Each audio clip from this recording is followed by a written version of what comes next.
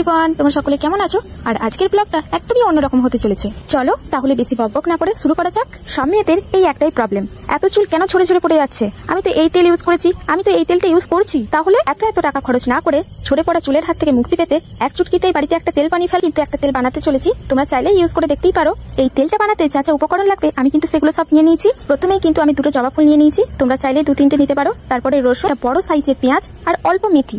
মেথি কিন্তু বেশি নিলে চুল লাল হয়ে যায়। এটা নারকেল তেলের শিশি নিয়েছি, জবা ফুলের পাতা আর অল্প কালো জিরে। কবে থেকে ভাবছিলাম যে এই তেলটা বানাবো, কিন্তু সময় হয়েই ওঠেনি। কথাই আছে না, সময় থাকতে থাকতে মূল্য দিতে শেখো। চুল ছাড়া কি মেয়েদেরকে মানায়? তোমরাই বলো তো। এরকম স্টাইলের চুল কাটি, চুলের একটু ডগ ফলে গেলে আমরা চুল কেটে ফেলে দিই, কিন্তু আগেকার দিনে এই সুন্দর লম্বা ঘন চুল দেখেই তো মেয়েদের বিয়ে হতো। গ্যাসটাকে লো ফ্লেমে দিয়ে সুন্দর করে তেলটাকে অনেকক্ষণ ধরে ফুটিয়ে নেবে। ফুটতে ফুটতে তেলের কালারটা কিন্তু চলে এসেছে। এরপর আমি গ্যাসটাকে বন্ধ করে দিয়ে তেলটাকে একটু ঠান্ডা করতে দেব। এরপর আমি একটা ছাঁকনিতে তেলটা ছেঁকে নিচ্ছি। এখন কিন্তু তেলটা একদমই ঠান্ডা হয়ে গেছে। এরপর আমি মাথায় মাসাজ করতে করতে তেলটা মেখে নেবো। ওটা কি বলতো, চুলের ওপরে তেল মাখি, তাহলে চুল তো পড়বেই।